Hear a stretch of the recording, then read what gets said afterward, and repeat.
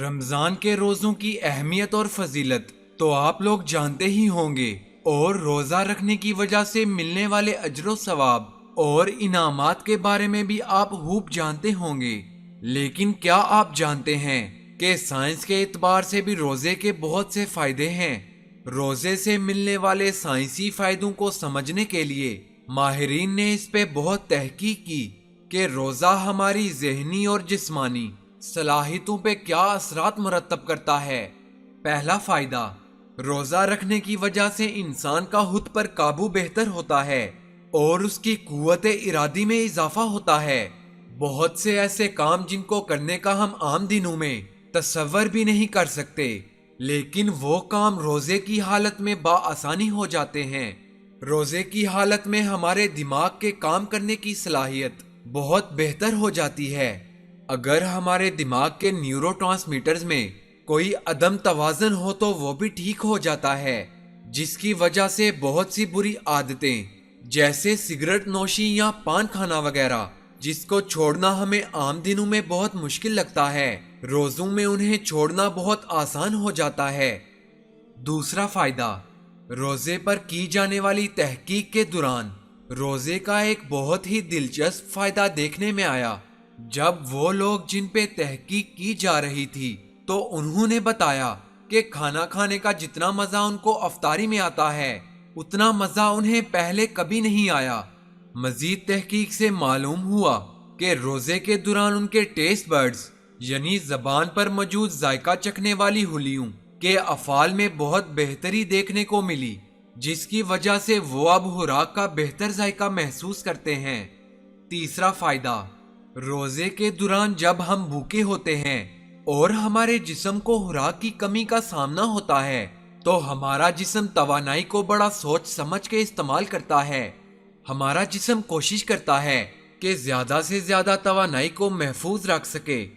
ہمارا جسم پہلے سے موجود بہت سے امیون سیلز کو دوبارہ استعمال میں لاتا ہے، ایسے سیلز جن کی جسم کو ضرورت نہیں ہوتی، جو پرانے ہوتے ہیں، یا ایسے سیلز جو بیکار ہو چکے ہوتے ہیں۔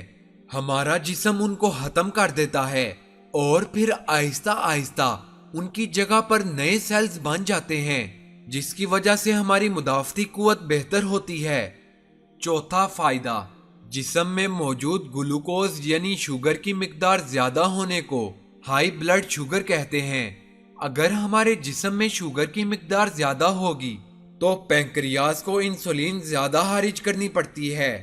روزے کی وجہ سے چونکہ ہماری کھانے کی مقدار کم ہو جاتی ہے تو ہمارا جسم پہلے سے موجود گلوکوز کو استعمال کرنا شروع کر دیتا ہے، جس کی وجہ سے خون میں گلوکوز کی مقدار کم ہونا شروع ہو جاتی ہے اور پینکریاس کو انسولین کم خارج کرنی پڑتی ہے، جس کی وجہ سے اسے آرام مل جاتا ہے اور اس کے افعال میں بھی بہتری آتی ہے۔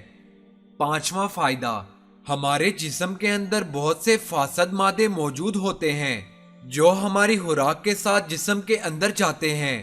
یہ فاسد مادے فیٹس کی صورت میں یعنی فیٹس کے ساتھ جسم کے اندر سٹور ہوتے ہیں، جو جسم کے لیے نقصان کا باعث بن سکتے ہیں۔ جب ہم بھوکے رہتے ہیں یعنی خوراک کم کھاتے ہیں تو ہمارا جسم انرجی کی کمی کو پورا کرنے کے لیے فیٹس کو بریک ڈاؤن کرتا ہے اور ان سے انرجی حاصل کرتا ہے، جس کی وجہ سے فاسد مادے جسم سے خارج ہو جاتے ہیں، جس کی وجہ سے نہ صرف ہمارا وزن کم ہوتا ہے بلکہ ہماری صحت بھی بہتر ہوتی ہے۔ چھٹا فائدہ، جب ہم روزہ رکھتے ہیں، بھوکے رہتے ہیں اور ہمارے جسم کو غذائیت کی کمی ہو جاتی ہے تو اس کمی کو پورا کرنے کے لیے ہمارا جسم اپنے ہی کچھ حصوں کو، کچھ ایسے سیلز کو کھانا شروع کر دیتا ہے جو بیکار ہوتے ہیں۔ ماہرین کی تحقیق میں بتایا گیا کہ اگر ہم ایک سال میں 20 سے 25 دن تک 14 سے 15 گھنٹے بھوکا رہیں تو ہمارے جسم میں کینسر ہونے کے امکانات بہت کم ہو جاتے ہیں، کیونکہ ہمارا جسم کینسر سے متاثرہ حصوں کو خود بخود ختم کر دیتا ہے، ان کو کھا جاتا ہے۔